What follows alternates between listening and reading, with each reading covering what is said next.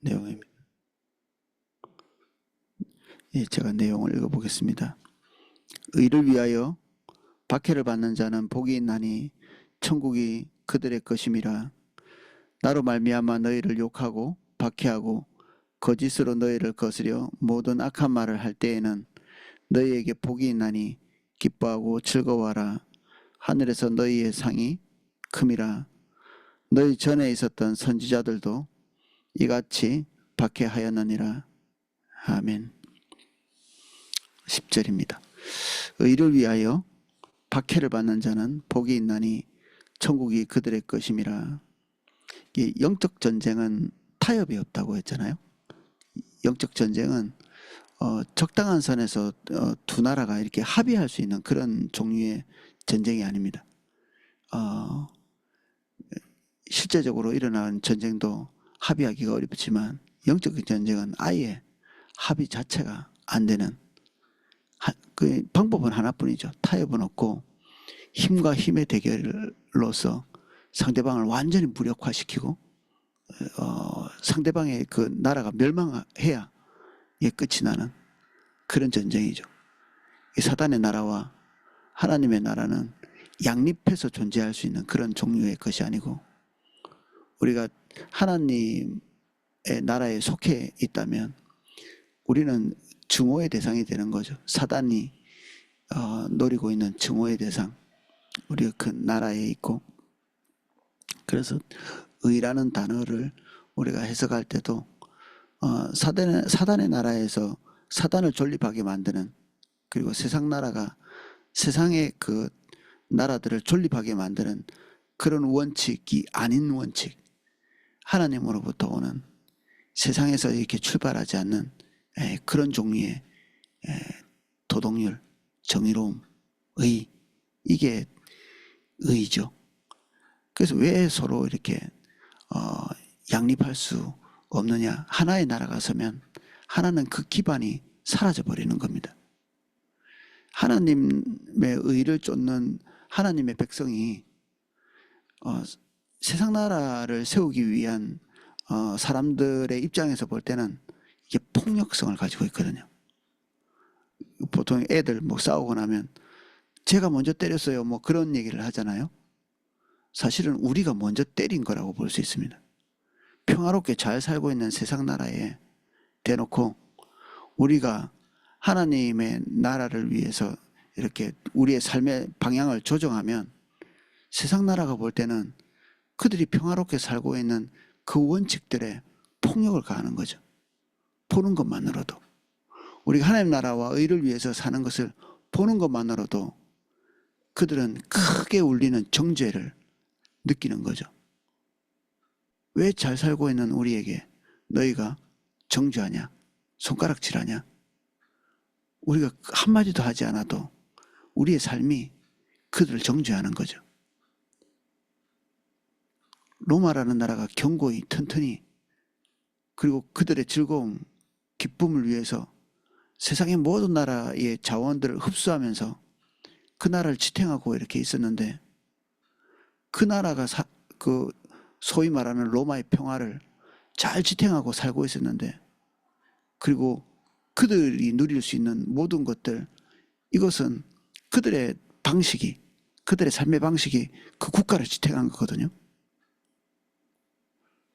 근데 그런 방식이, 그들이 추구하는 그런 추구가 옳지 않다고 손가락질하는 게 그리스도인의 삶이었습니다. 그들은 육신적인 쾌락을 쫓지 않고 약한 자를 무력으로 짓밟고 그들이 가지고 있는 것들을 몽땅 흡수하는 게 아니라 그 약한 자들에게 강한 자들이 그들이 가지고 있는 것을 나누고 서로 사랑하고 증오심에 대해서 협박하고 위협하고 무너뜨리는 게 아니라 용서하고 관용하고, 이런 것이 그들에게는 폭력으로 작용한 거죠. 이 두 나라는 사실은 존립할 수 없는 나라입니다. 같이 존립은 할 수 없는 나라입니다. 그러니까 그들이 할 수 있는 최선의 것으로 공격하는 것이고, 하나님 나라도 하나님 나라가 할 수 있는 방식으로 그들에게 계속적으로 위협을 가하고 있는 거죠. 승리는 어디에 있느냐? 당연히 뭐 하나님 나라가 승리하죠. 그래서 어거스틴은 이 두 개의 나라가 이렇게 한 시대에 두 개의 나라가 존립하면서 이렇게 간다. 하나님의 도성이라는 책에서 그런 얘기를 하죠. 끊임없이 로마에 대해서 우리가 이런 입장에 있다라는 얘기를 끊임없이 하지만 사실 그것이 받아들여지지 않죠.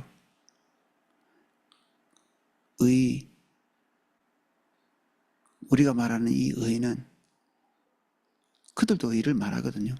로마 사람들도. 세상 사람들도 의에 대해서 얘기합니다. 사람으로서 어찌 뭐 그렇게 얘기하면서. 그래서 그들이 온갖 좋은 종류의 단어들을 다 가지고 가서 평등이니 평화니 긍휼이니 자비니 이런 단어들을 남발하면서 그들은 그들의 의를 주장하죠. 우리가 이 의의 정의에서부터 그들과 동조하기 시작하면 뭐 세상이 평안이 뭐 긍휼이니 이런 것에 동조하기 시작하면서 우리는 이 이론적 전쟁에서 치게 돼 있습니다. 그렇게 하면 하나님, 우리의 의가 하나님으로부터 나왔다는 전제를 그들에게 정확하게 말하지 않으면 그들과 싸우면 안 됩니다. 싸움에 말려들어서 지게 돼 있습니다. 어느 시점에는.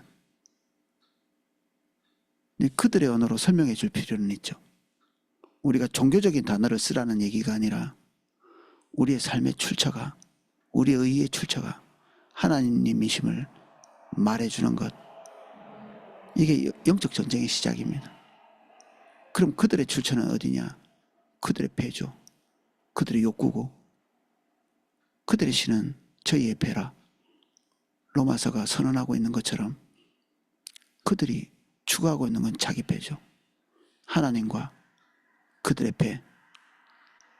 여기서부터 출처가 다른 의가 충돌하는 것이죠. 비슷해 보이나 완전히 다른 출처를 가지고 있는 화합할 수 없는 두 개의 나라. 우리가 그 중에 하나를 선택해서 여기에 있는 것입니다.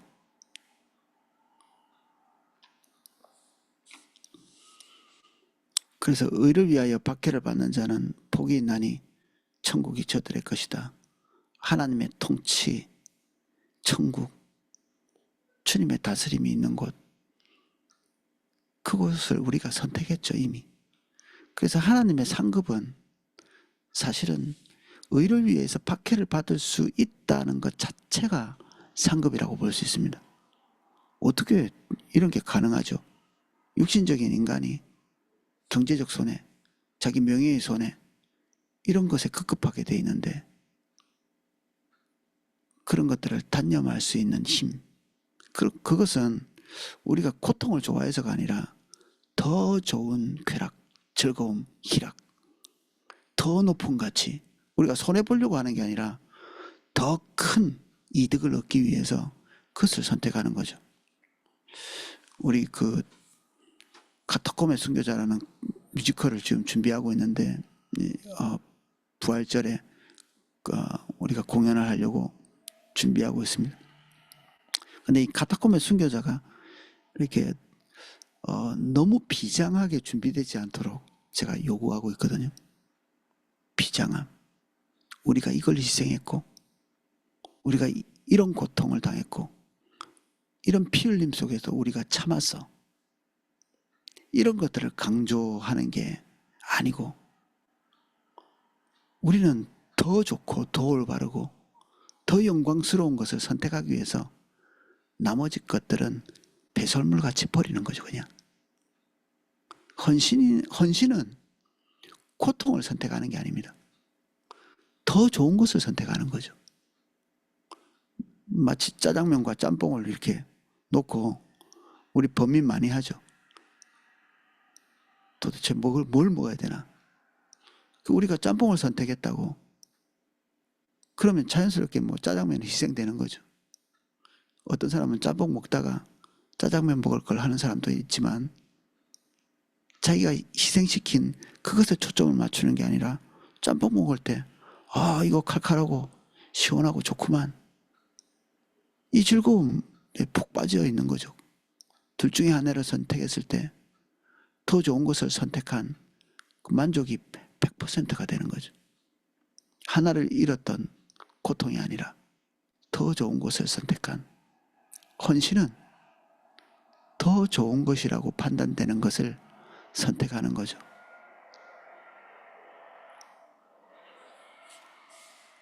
그래서 수치당하는 것이 고통스러워서 하나님의 원칙을 버리고 오늘 새벽에도 2+2 하는 그 우리 청년이 아르바이트 시간 때문에 훈련에 참여하기 힘든데 조정 좀 해달라 뭐 이런 얘기를 하더라고요. 조정할 수는 있는데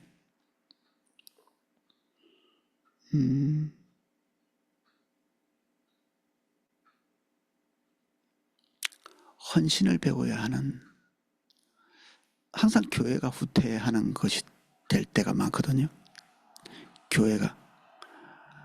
교회는 용납의 장소, 관용의 장소, 그리고 강하게 대립하면 잡을 수 없는 뭐 교회에서 하나님의 말씀대로 안 산다고 벌금을 매기는 건 아니잖아요. 그래서 언제든지 포기할 수 있는 주일 성수도 언제든지 포기할 수 있고 11조도 포기할 수 있고 하나님 나라 백성으로서 살아야 되는 기초적인 원리들을 언제든지 포기할 수 있는 것 같이 느껴지는 아이들에게 그런 것이 스며들어 있는 것, 자기가 추구하고 있는 것들이 관철되기 위해서 항상 교회가 조정해서 거기다가 맞춰주는 이것이 습성화되어 있는, 그래서 그런 것들에 대한 배려를 잘하는가, 누가 잘할 수 있는가, 그것에 따라서 이 사역자의 역량이 또 달려있기도 하고,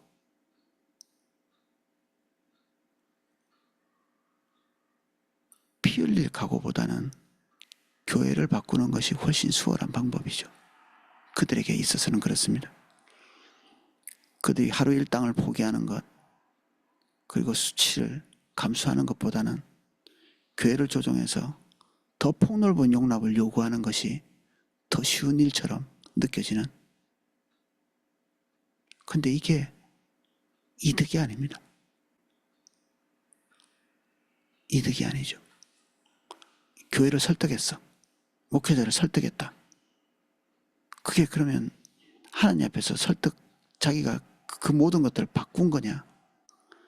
그만큼의 손실이 있습니다. 하나님과의 친밀함도,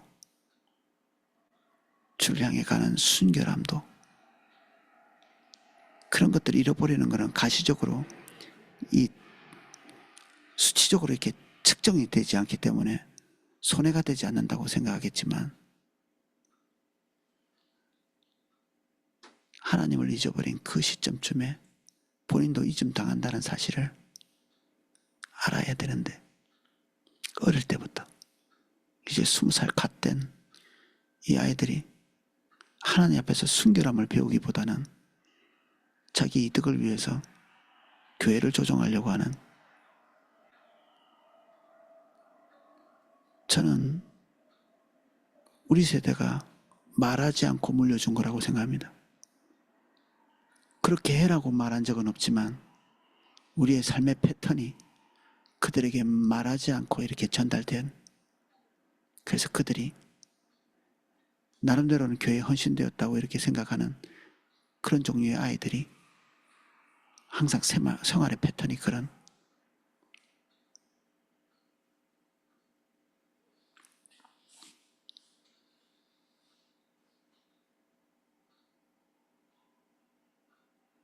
피 흘림을 배우지 못한 세대, 그 단념과 포기를 배우지 못한 세대, 더 높은 가치를 보는 안목이 전수받지 못한 세대, 우리 다음 세대는 우리의 거울이죠. 우리의 거울입니다.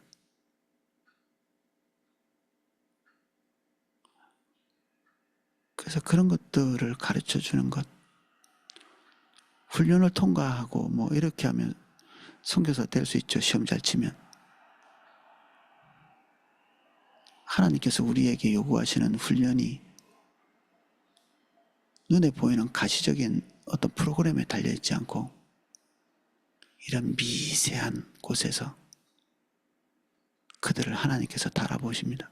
아주 미세한 곳에서.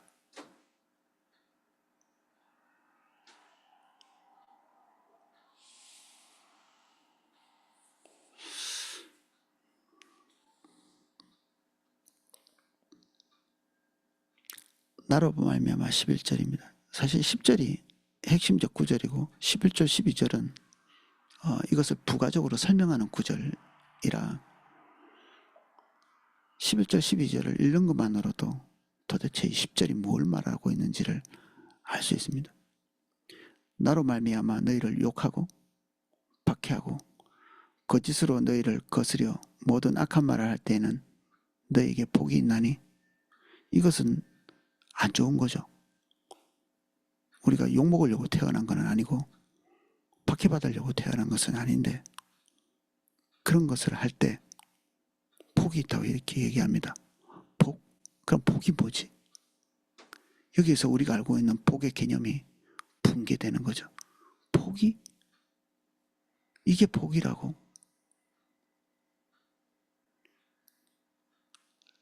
우리가 누군가에게 욕을 먹는다.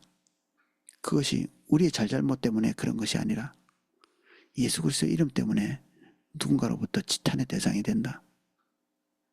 그러면 그들로부터 우리가 예수 그리스도를 대표하는 존재로 딱 부상하게 됩니다. 이렇게. 그리스도인이라는 말이 칭찬에서 비롯됐다기보다는 비아냥거림이죠. 자기의 삶을 충실하게 살지 않고 그리스도의 삶을 산다. 그리스도의 삶을 닮으려고 산다. 어떻게 보면 주체적이지 못한 인간처럼 자기들이 살고 있는, 자기들이 현명하다고 생각하는 그러한 현명한 삶을 살지 않고 무지하고 미련한 삶을 사는 것 같이 보이는, 그래서 거기다가 이름을 그리스도의 사람이라고 이름을 딱 붙인 거죠. 비아냥거림이지만 우리는 그리스도의 삶을 살고 있다는 명예로운 칭호가 되는 것입니다. 이게 제가 거의 초신자 때 내가 예수님 믿는 사람인가 아닌가 헷갈릴 때가 있더라고요. 그때 제가 이 공장에서 그 금속 가공을 하는 공장에서 일을 하고 있던 말단이었죠. 그때 거기는 아무도 지위도 없고, 근데 거기서 아침 매일 제가 전도의 삶을 살아야 되겠다 이런 생각이 들어가지고 그때 교회 설교도 계속 집중적으로 그런 설교였고, 회사 가기 전에 늘 기도하면서 전도의 삶을 살게 해달라고, 그렇게 이제 나름대로는 충실하게 살려고 한 달쯤 지나면서 저에게 돌아온 평가가 그거였죠. 그리스도인들은 입만 살아가지고 그들이 대답하기를 원하는 것들에 대한 답변을 이렇게 하나님 관점으로 이렇게 해주면 그들이 할 말이 없으니까 이제 입만 살았다 이런 식으로. 진짜 입만 살았을 수도 있죠. 내 삶이 충분히 그것을 뒷받침하지 못했을 수도 있고, 나름대로 제가 할 수 있는 최선의 뒷받침의 삶을 살기는 했지만,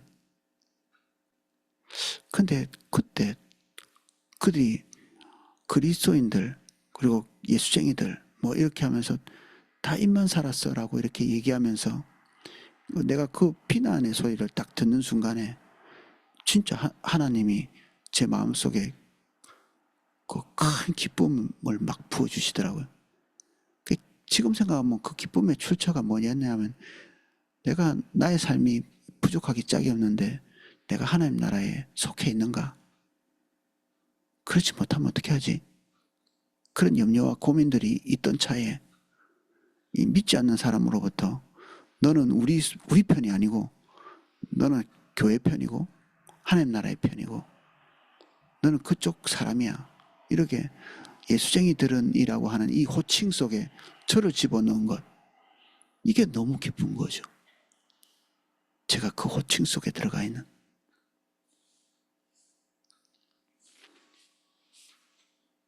그 기쁨이 저를 굉장히 오랫동안 하나님 앞에서 지탱해주고, 그리고 믿음이 오락가락할 때 저를 딱 이렇게 그리스도에게 고착되도록 만들어준 것 같아요. 칭찬이나 격려가 아니라 세상으로부터 비난받는 그것이 저를 그리스도에게로 딱 이렇게 고착되게 만들어주는, 온갖 따뜻하고 달콤한 말이 우리 교회는 넘쳐나죠. 우리 마치 이렇게 단 거 많이 먹어서 당뇨병 환자가 된 것처럼 이제 완전히 수위에 차가지고 이 웬만한 달콤한 말이 귀에 그냥 잘 이렇게 느낌이 오지 않을 정도로 찬양도 달콤하게, 설교도 달콤하게. 근데 진짜 달콤한 것은 하나님의 성령이 믿지 않는 자들로부터 비난받고, 그리고 비아냥거리는, 그리고 혹독한 박해의 말을 우리에게 할 때 그 속에서 성령께서 우리에게 들려주시는 하나님의 음성, 이게 달콤한 거죠. 그 얼마나 더 달콤한 말을 우리가 들을 수 있습니까? 진짜 하나님의 역사가 없으면 비슷한 것만 난무하죠. 진짜가 없으면 진짜 비슷한 것만 난무하게 되어 있습니다. 진짜는 어디에 있는가? 여기 있죠. 이 말씀에. 나로 말미암아 너희를 욕하고 박해하고 거짓으로 너희를 거스리 악한 모든 악한 말을 할 때, 그때 이 속에서 하나님의 큰 위로가 우리에게 부어지는 겁니다. 경제적 손실을 감수할 때, 수치를 감수할 때, 억울함을 감수할 때, 우리의 자유를 박탈당할 때,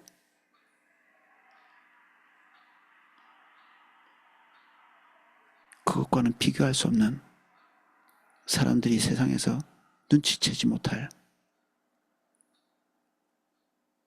하나님의 위로, 격려, 그 모든 박해를 이길 수 있는 초월적인 힘과 능력,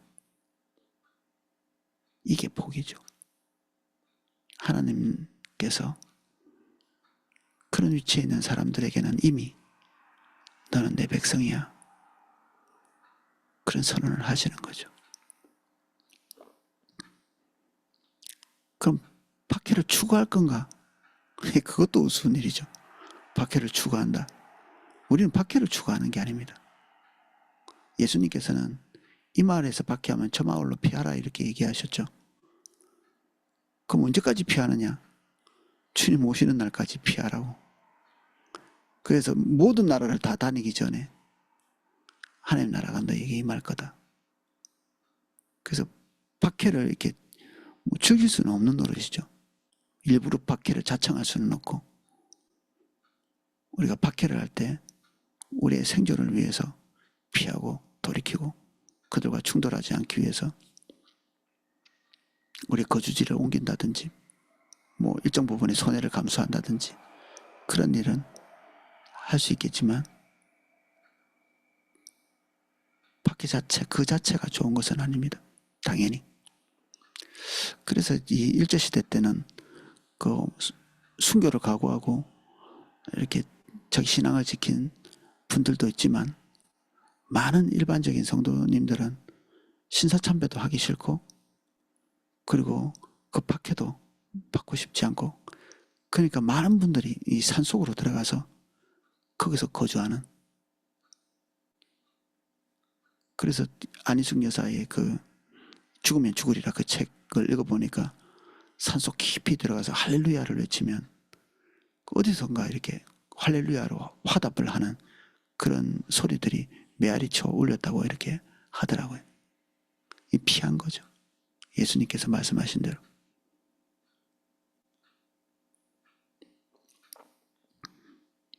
12절 기뻐하고 즐거워하라. 하늘에서 너희 상이 큼이라. 장차 종말의 날에 하나님께서 우리에게 주실 상급이 크다. 그리고 이 땅에서도 하나님께서 그들에게 갚으실 것이 있다. 그러나 처음 같이 얘기한 것처럼 이렇게 할 수 있는 것 자체가 우리에게 상급이다. 이미 은혜는 와 있다.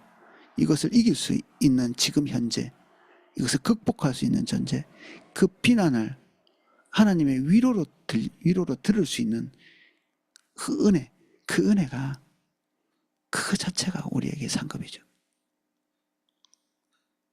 이거보다 더 단 것이 없는, 예수님 때문에 비난받고 경제적인 손해를 보고 더 좋은 것을 선택할 수는 있으나 그것을 선택하지 않을 수 있는 힘, 이게 은혜죠. 그럴 수 있는. 저는 지금도 잊혀지지 않는 분이 있습니다. 자기의 명예가 떨어질까 봐 포도나무 교회를 떠나는 분이 떠나겠다 이렇게 얘기하는, 포도나무 교회가 하나님의 인도를 따라서 이렇게 갈 때 세상하고 충돌되는 그런 경우가 있거든요. 하나님의 음성 듣는 한때 그것 때문에 교회가 홍역을 치른 적이 있었죠. 우리 교회만 홍역을 치른 게 아니라 그 사랑의 교회나 아니면 유수한 다른 그 선교 단체들이 이 하나님의 음성 듣는 하나님과의 친밀한 교제를 얘기할 때 아주 이렇게 몹쓸 비난을 많이 받았거든요. 이럴 때 방향을 바꿔야 되나? 우리가 가지고 있는 가치를 놓쳐야 되나? 그래서 이단 시비가 났을 때 잽싸게 떠나는 사람들이 있었습니다. 그런 이유로 인해서 교회가 비난받을 때, 예전에 그 샘물교회인가 분당에 전도여행을 갔을 때 그 이슬람 과격단체에게 한번 잡혀서 온 나라가 그냥 쑥대밭이 된 적이 있었죠. 국가가 조치를 취하지 않았는데 막 이 국가가 거짓말해가지고 교회가 온통 비난에 그 화살을 맞은 적이 있습니다. 그럴 때 제일 비난을 많이 한 게 믿지 않는 사람이기도 했지만 믿는 사람 자기들끼리 비난하는, 그리스도로 말미암아서 수치를 당하고 부끄러움 당할 때 그리스도의 명령이기 때문에 우리는 이 길을 간다고 얘기하는 그런 그룹은 싹 숨고, 우리가 너무 과격했어, 우리가 올바르지 않았어, 이슬람 쪽에는 선교로 가면 안 되지, 그들의 종교도 존중해야지, 이게 대세를 이룬 신학교 교수라는 것들이 제일 먼저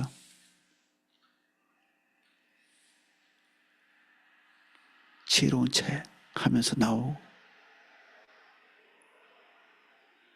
그리고 의로운 체 하는 것들이 교회를 비난 먼저 하고, 시간이 지나고 나면 부끄러움과 수치가 그들에게 찾아갑니다. 하나님으로부터의 외면, 세상의 박해는 피했을지 모르지만 견디기 어려운 수치, 부끄러움, 하나님과의 관계의 단절, 사실은 어떤 면에서는 배교라고도 볼 수 있는 그런 상황인데 두려워하지도 않고 선택을 하는. 그래서 교회가 그리스도의 인도를 따라서 가는 한 교회와 함께 수치와 부끄러움을 같이 지고 가겠다. 이 땅에서 교회가 그리스도와 함께 침몰한다면 각오하는 거죠. 각오하는 것입니다. 신사참배를 왜 결의했느냐? 교회가. 교회 문 닫을 수밖에 없으니까. 교회 문을 닫게 되니까. 남은 성도를 돌봐야 되지 않겠어? 그게 교회 지도자들의 결정이었죠, 그게. 당연히 그거에 반대한 분도 있지만 그래서 교회가 살았죠. 이렇게 신사참배 이렇게 한다고 해놓고 지금 그 누구도 그것이 올바른 결정이었다고 할 수 없거든요. 그렇게 말 안 했죠. 지금 아무도 그렇게 얘기 안 합니다. 그런데 현실이 닥치면 또 우리의 한 대세 한 80%는 그렇게 반응할 여지가 있습니다. 침례교는 그렇게 하지 않으려고 총회에서 그렇게 결정을 안 해서 침례교가 없어져 버렸습니다. 그냥 페닉 선교사회에서 왕성하게 이렇게 교회가 일어나고 있다가 교회 자체가 없어져 버렸어요. 침례교회 자체가 없어져 버렸습니다. 지금이야 뭐 또 하나님께서 은혜 주셔서 마치 부활한 것처럼 이렇게 됐지만, 그래서 우리 그리스도인들은 죽을까 봐 걱정하는 게 아니라 부활을 사모해야 됩니다. 부활은 죽기 직전에 일어나지 않습니다. 부활은 완전히 죽은 다음에 일어나는 하나님의 초월적 역사입니다. 부활한 채 하는 게 아니고 부활을 해야 되죠. 그냥 죽나 보다 이렇게 하면 됩니다. 받아들이는 거죠. 수치와 손해를 받아들이는 겁니다. 저 더 좋은 선택을 지금 가지고 있는 것을 잃어버리지 않는 것이 더 좋은 선택이 아니라 이런 것을 배설물로 여기고 하나님의 것을 선택할 수 있는 능력, 그것이 오늘 의를 위하여 박해받는 자가 누리는 상급이죠. 상급. 엘리야, 아모스, 이사야, 예레미야, 느헤미야, 스가랴, 뭐 당대에 상 받은 사람이 없습니다. 근데 그 박해 자체가 그들의 상급이었습니다. 엘리야 같은 경우에 하나님의 위로와 격려 그거라도 있었다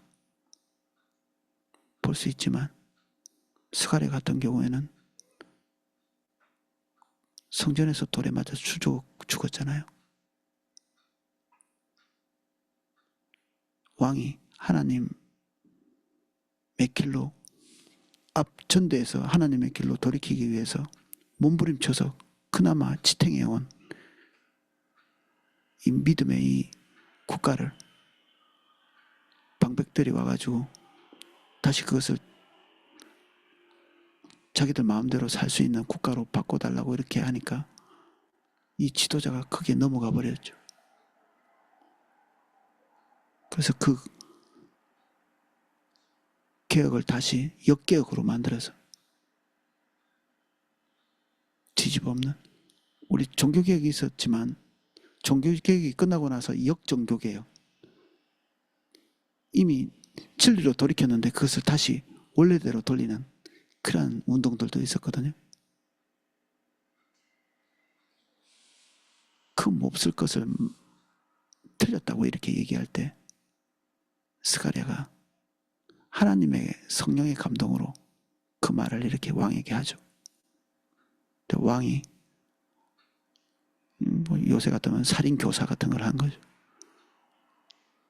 그가 있는 그 왕궁에서 맞아서 죽어가면서 모든 것이 다 끝난 것 같았는데 왕이 그런 결정을 하고 1년을 채 못 갑니다. 하나님의 말씀을 배반하고 백성들이 원하는 것을 선택해서 국가를 지탱하고 자기 왕위를 보존해 보려고 했는데 1년이 채 되기 전에 그 한 주먹밖에 안 되는 그 아람 사람들이 쳐들어왔는데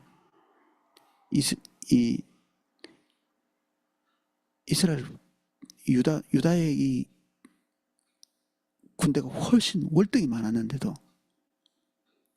이기지 못하고 거기서 붕괴되고 거기서 죽음을 맞이하죠.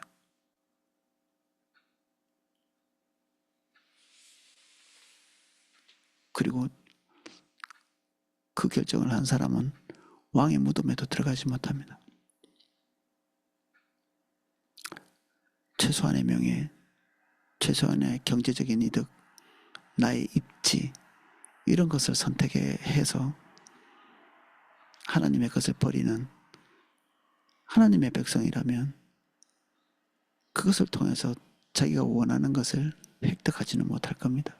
획득한다 한들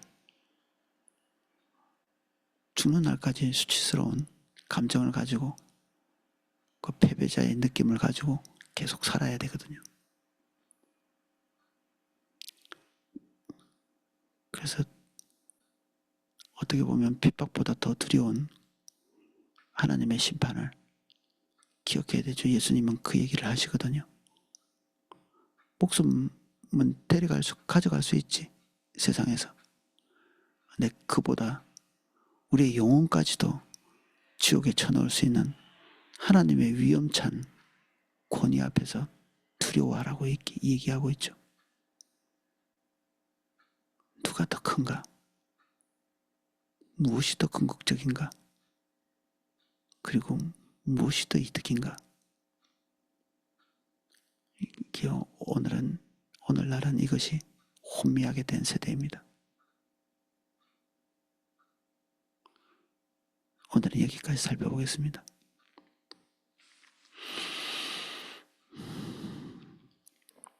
우리는 초등학교 때부터 돈 되는 일에 예민한 감각을 가지도록 훈련받았습니다. 실용주의적, 무엇이 이득이 되고 무엇이 육신적으로 눈에 보이는 세계를 더 잘 지탱할 수 있는가에 모든 가치를 부여하였습니다. 우리는 그 교육을 6년, 중학교 3년, 고등학교 3년, 대학교 4년 끊임없이 교육받으면서 우리는 복음 안에 들어와 있는 지금 이 시점에도 이득이 무엇인가를 생각하는 주님, 우리를 깨끗게 해주십시오. 우리의 많이 배운 것들이 담배 피우는 사람이 담배를 끊을 수 없는 것처럼, 마약 중독자가 마약을 끊을 수 없는 것처럼, 우리는 우리 이득에 대한 집착을 끊을 수가 없습니다. 내 자식이 잘 될 수 있다면, 내가 경제적으로 좀 우위에 설 수 있다면 그것이 어떤 선택이든 극복이 되지 않습니다. 이렇게 극복하지 못하는 것을 수치스럽게 생각하는 것이 아니라 나름대로의 종교적인 의미를 부여하며 나와 하나님을 속이기까지 합니다.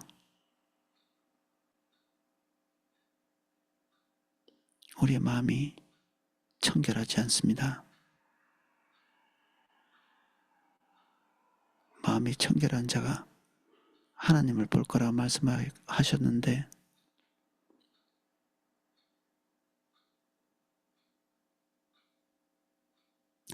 하나님의 불꽃 같은 눈, 그 안목을 우리에게도 비춰주셔서 우리가 어디 방향에 서 있는지 보게 해주십시오. 사람에게는 포장할 수 있지만 하나님 앞에는 아무것도 숨길 수 없고 종말의 날에 이것들이 드러나지 않고 우리가 이 예배의 자리, 기도의 자리에서 이것이 비춰지기를 원합니다. 우리 남은 날이 하나님의 은혜 속에 살 수 있는 그 기회가 남아있기를, 종말이 돼서야 모든 것이 밝혀지는 기회가 없는 계시가 되지 않도록, 아니면 너무 돌이킬 수 있는 기회가 적게 되지 않게 오늘 우리에게 주님 오셔서 우리의 중심을 비추어 주십시오. 예수님 이름으로 기도합니다. 아멘. 예, 각자 기도하실 수 있도록 음악을 방송해 드리겠습니다.